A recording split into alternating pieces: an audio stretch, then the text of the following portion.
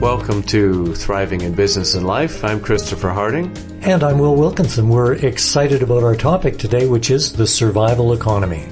Survival economy. We'll say more about that, Will, because from everything I read, the economy appears to be booming. Stock market's up. Joblessness is down.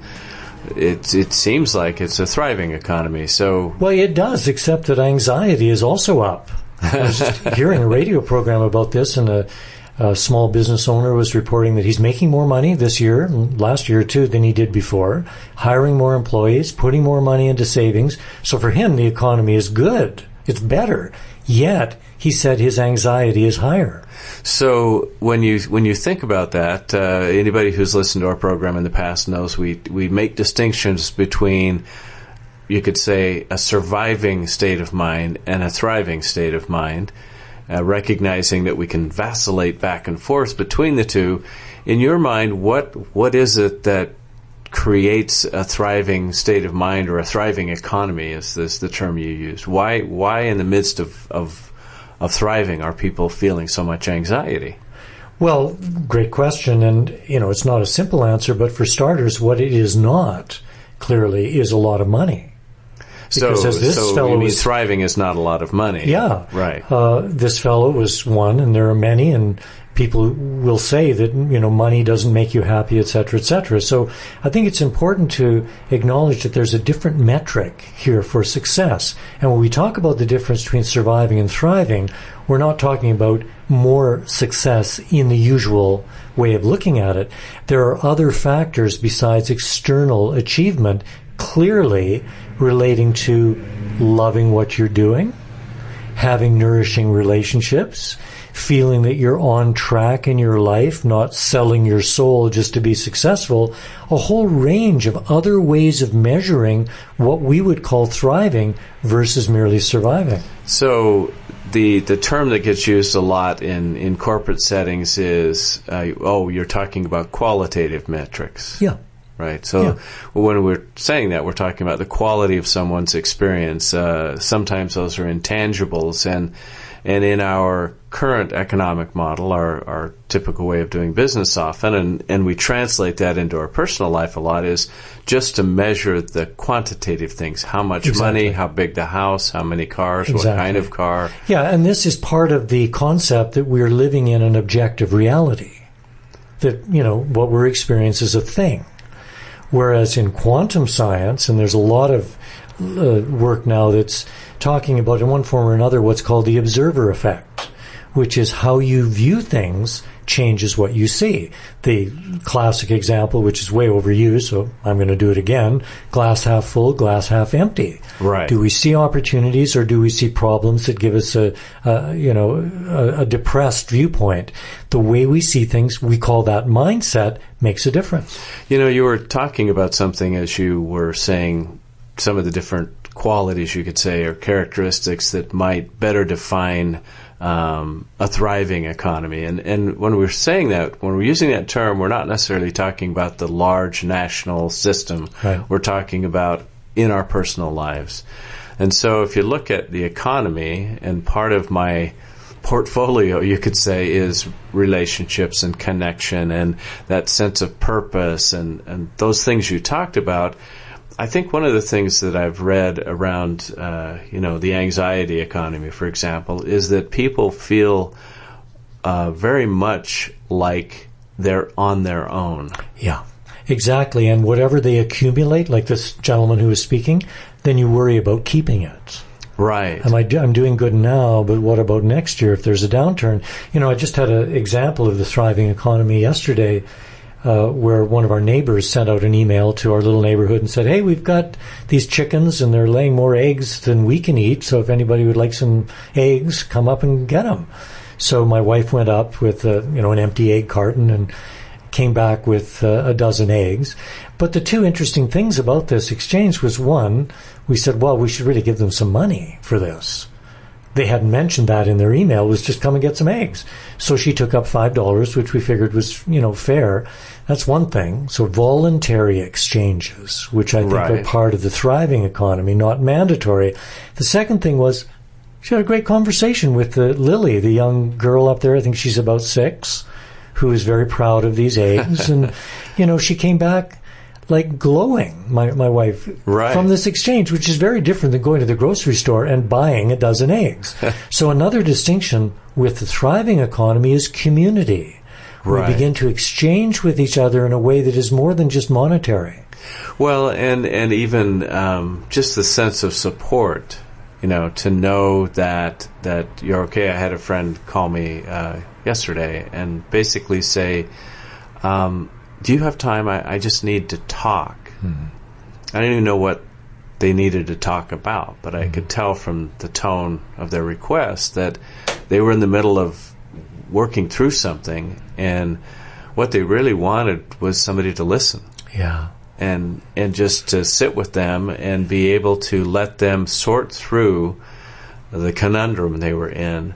And it was almost like, when we finished, the 90 minutes flew by, and we were done, and they had a smile on their face and said, I feel so much better. Thank you. And I don't know that I'd really said anything of great value, but just being there and being able to, be a listening post for them. But also the important thing is that they reached out and asked for that help. It was an honor to me to be able to go in and do that. And I think we both walked away, like with the eggs and the little girl and your wife, we both walked away feeling honored, nurtured, that we each mattered. And the key thing there is that it didn't result in a key action. Sometimes those conversations do, but most often, in my experience, it's just listening. Right. And feeling that you're heard and getting an outside perspective and feeling that what is happening with me matters to another human being. Because often the problem is the person is siloed in their life. They're working, they have their relationships, but there's certain things they don't feel that they can talk to anybody about. Right. They're embarrassing, they're confused, because in our survival economy, we're taught that the home run is the thing. You want to beat the sales projections, you want to be promoted. It's all about growth. It's the growth economy, which is supposed to head up forever. Well, in fact, it goes up and then it crashes down. It goes up and it crashes down. But typically we don't learn much from history, except that we don't learn much from history. So in that mindset, when we start to feel ourselves going down, friend on the phone the other day was talking about his deep depression, clinical depression, and how he finally came out of it. But when we start to go down, we feel that there's something wrong. If I'm not eternally happy, if my numbers aren't always going up, there's something wrong. But like your friend reached out to talk with you because they felt you would listen, and you really assured them that everything was all right, correct? Well, I think part of it was just realizing that what they were going through was okay, Yeah. Not that it was necessarily easy, mind you, but that it was an assurance that there was support that's there. Yeah. So, we think about the term thriving, and another word you could say that's close to it is maybe flourishing.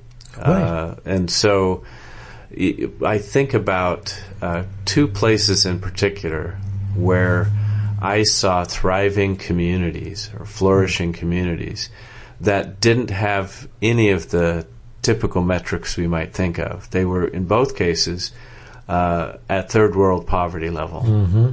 And what they did have, however, was a resilience, a communal sense of caring for each other, a very open-hearted willingness to invite people in, and a real desire to be in charge of their own destiny.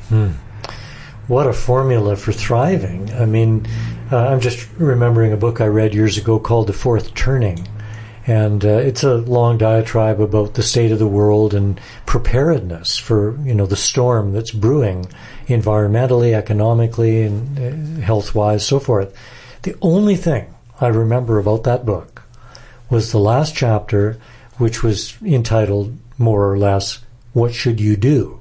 And I turned the page excited after this fairly depressing read to learn, okay, what can I do about all this to be prepared for, problems in the world, personal and global.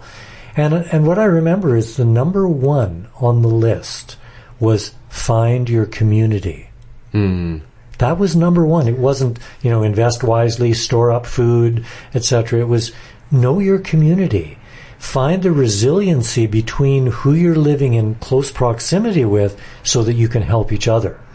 That's fascinating. And I was, as you were saying that, the sense of community, as I mentioned, in both the situations I'm referring to, one in Brazil and one in Africa, were,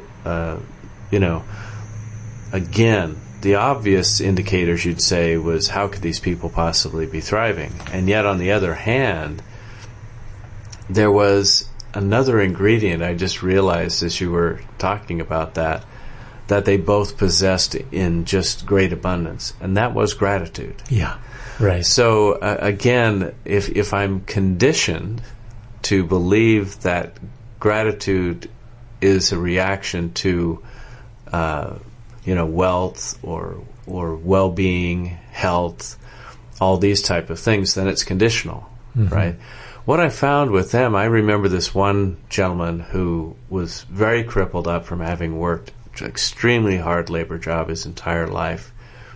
And there wasn't a day that I saw this man that he wasn't smiling and praising God. It was just like, it's such a beautiful day. I just am so grateful to God that I'm here. I love my family so much. And he'd go through this recitation of all the wonderful things in his life, none of which had anything to do with material wealth, but they had to do with this deeper sense of flourishing within himself and his family and his community. Well, it's ironic that some of the most popular shows, say on Netflix or films, concern very wealthy people who have no gratitude. They're struggling to keep their wealth. There's all kinds of lying and cheating and stealing going on, and it makes for a good story. But I'd say you just hit the nail on the head. What's lacking there, which is present with people who have far less often, is gratitude. I'm remembering a remarkable experience I had years ago when I was working in San Diego in Mexico, going across that very busy border, and I was working for a bank. And so I was one of the super privileged white guys, in the world. And one day I went out on the deck of this very snazzy home we had there. And I looked down and, there was a lot of construction in Tijuana. There always seems to be things going on and down. Right. And there were these workers who I'd noticed laying brick on the house across the road. And I watched them for a while. It was a very hot day, and they were working hard. And I just had this random idea that I'd take a cold beer down to these guys. So I took a beer down and handed it to one of them. He was very grateful, and I went back up to my perch, and I looked out. Here's what I saw. He was splitting the beer to share with his friends. So they were each having half a beer. Of course, I immediately thought, why didn't I take down 2 beers? But I watched, and one of them was crippled. And he leaned himself up on the wall, sipped on his beer, and began to sing. And he had the voice of an angel. And I stood up there looking down at this guy who had so much less than me, who was so much more grateful than I was. I'll never forget that. That, and again, it all depends on how we measure, right? That's a beautiful story. And, I think the ability to find ways to be grateful, to find the things we're grateful for, I think we know that it changes our brain chemistry. Right. And, as we say that, I think one of the other characteristics I noticed, I'm thinking of different people I've met in life, to me, who radiate this sense of thriving regardless of their circumstances. And I'm thinking of this one man. He was the spiritual leader of a community, and he had this way about him that when he met somebody, first of all, he just honored them in a real authentic, not a schmarmy kind of a way, but a very authentic way. And he always noticed something about them that was either unique or special or something they brought to the community that he would affirm to them. He would say something to them about it? Yeah, very often I'd see him, he'd pulled somebody aside and, he'd be saying, Maria, I loved how you interacted with that young woman just a minute ago. I saw her eyes light up, right? So she was probably modeling him, but what he was doing was affirming to her, and you could see her light up. Yeah. First of all, that somebody caught her doing it right, you could say. That's a term we use a lot. But, you think about this idea of gratitude, of a sense of community, realizing it's not a solo job we have here. Well, you're reminding me of the proof in this field that a specific appreciation is much more impactful than a general one. Right. So just to say, well, you're doing a great job, fine. But to do what this gentleman did, where he got very specific, he's doing two things. One, he's appreciating them, but he's also proving that he's noticing them. They're being seen and appreciated for something specific. Yeah, and we even see that when we're doing employee engagement surveys or 360 surveys where people are rating the person that supervises or leads or manages them, and they will say that in their comments a lot of times. It's nice that you say thanks to all of us as we're going out the door. We appreciate that. But when you catch us doing something specific and comment on it, it means so much more. Yeah, exactly. Well, let's practice what we preach here, Chris, because as some of our listeners may know, we have a 3-part learning system where, we give people data, then we have them imagine what it would be like to apply that data they've just heard or read in their lives, and then we give them a practice. So we're about halfway through the program, giving people a lot of data on the thriving economy versus the surviving economy. I'm wondering if we could invite listeners to think about some area of their life where they're, struggling, where they're in the surviving economy, and invite them to apply what we've been talking about to that specific situation. Yeah, so let's enumerate just a few areas again so that people have maybe some specifics. One would be to pay attention. What's your community? Find your community, as you said. Another one would be to really catch people doing it right. Another one would be to find things to be grateful for. If we just look at those three. Yeah, and look at those three, and as you hear Chris remind us of those, think of a specific situation. This is kind of like the appreciation. If it's general, it's fine, but if it's specific, it's much more powerful. So something that you're dealing with, I'm speaking directly to the listeners, some situation that isn't hunky-dory. It's needing something.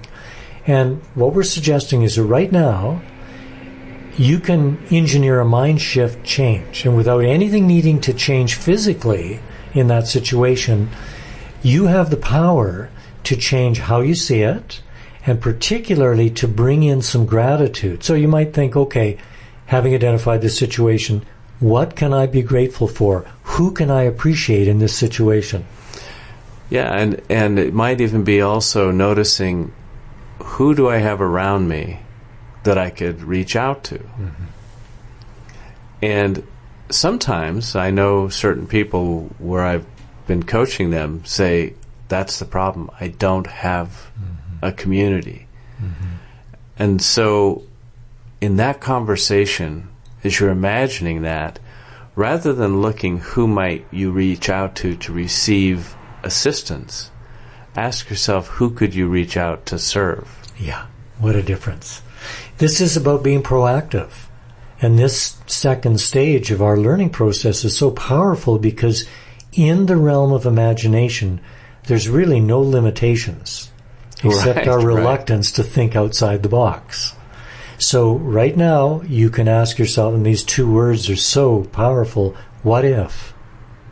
Yeah. What if this situation that you're imagining could be completely transformed? And as you imagine that, what if, feel how you can proactively flow a different kind of perspective into it. It's a different mindset, a different expectation that is really riding on your viewpoint, seeing it differently.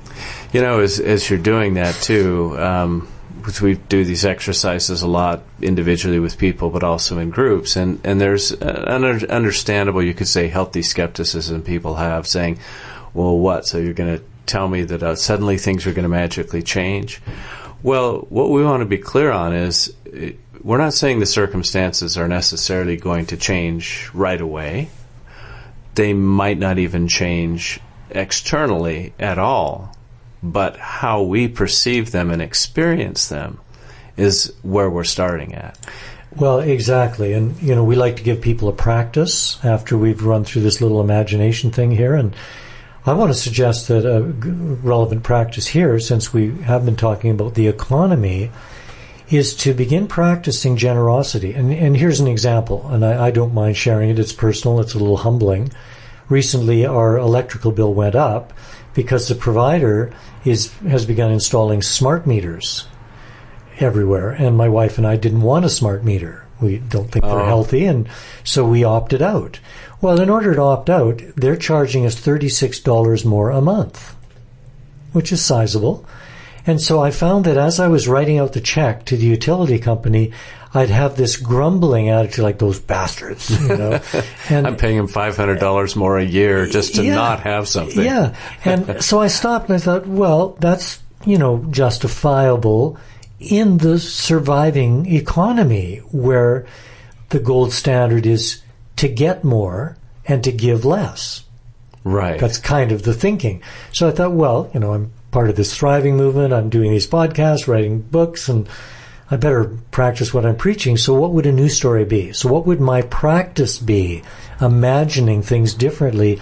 And it's that and I just did this yesterday, when I write out the check to Pacific Power, I'm very deliberate, and I even write on the check, thank you. Because I appreciate that I can plug in my coffee maker, that I can turn on the blender, that I can get in the hot tub, that I have light to read, that my computer is connected to the internet because of the services they're providing. So that's a practice. How about being grateful for all the services we receive that we usually are unconscious of, or we may even be, like I was, negative about them? You know, it's as you're saying that, my wife has a blessing on the food that she does regularly that goes along those lines, and part of it is to kind of jump in the middle of it is she's saying thank you to all the people and the animals and the vegetables and the minerals and the miracles that went into making this meal. Yeah. And part of what she's doing in her mind is trying to really be aware of everything that it took for that meal to be on our plate in front of us, where we actually get to sit in a peaceful dwelling and nurture ourselves. And as I think about that, again, flashing back to Africa in particular, where kids were getting one meal a day, gratefully with the help of, you know, the local grandmothers there, they had figured out how to give them an 1,800 calorie meal. So they were or was it 18,000? I can't remember, but it was enough for them. It was enough to keep them going. Keep them going. But it was the same thing every single day, right?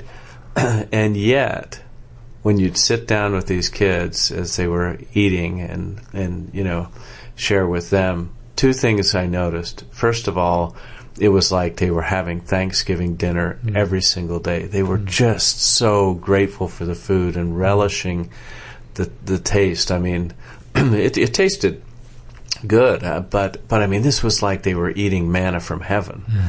And it was like you were talking about with the construction workers in Mexico. If one of the kids happened to somehow end up with more on his plate, he looked around him and immediately equalized it out. You know, why were they doing that? Because they're a community. Exactly. Because they were taking care of each other. Because they were, you know, expressing that gratitude. So a lot of times, I think, like you said, the practice is, how can I put this thriving economy which is a mental framework, really, I think, into practice. And part of it is to simply say, where can I be of service today? Well, and part of that in relationship is to invite others to be more grateful.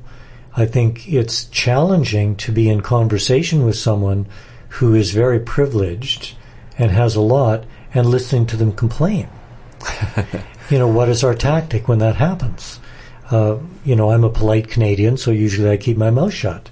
But lately I've been challenging people. And again, you spoke of your wife. I'll speak of mine. We both have terrific wives. She has this habit of saying, and I don't know if she learned this in an NLP course or what, but if she's listening to somebody complain and they're not grateful at all, she'll just pipe up and she'll say, oh, well, when would now be a good time to change that? Right, yeah. And usually they go, what? She says, well, when would now be a good time to change that story? And then if they're curious, she'll elaborate a little bit along the lines of what we're saying, that, that person has a story called complaint. And they could have a story called gratitude. And that phrase, when would now be a good time to change that, is actually kind of inspiring because it encourages a person to be proactive. If I choose to, I could tell a different story right now. Well, and I think, we all get caught up in the place of losing awareness of maybe that we've fallen off the track, so to speak. And a lot of times, too, what I've found is that when people are complaining, what's really going on is there's a deeper dissatisfaction or unhappiness or pain that's going on in their life, and everything is painful. Yeah. That anxiety economy exists because people are, anxious about surviving. Yeah. And if you think about it, if we see ourselves as lone wolves, then being anxious is a natural human biological reaction. Right, whereas if we acknowledge we're in community and begin to grow those deeper connections, we're not so concerned about survival. We've got a fallback. We've got friends who can support us. Yeah, anybody who's read or seen the version of The Secret Life of Trees understands how connected a forest is and how they are feeding each other through a microbial network. Right. Well, they're thriving. Often we use nature as our example. So today on the program, our topic has been the survival economy versus the thriving economy. And we've encouraged listeners to think of some area of their life where they're, in struggle, experiencing survival instead of thriving, and to imagine what would it be like if I was thriving here, and then to use the practice of expressing gratitude proactively for everything that one's receiving. A lot of times in a Western economy, we think of thriving purely in monetary terms or in terms of physical assets that we might have. And really what we're saying here is that that's great. That is one aspect of thriving. Yeah.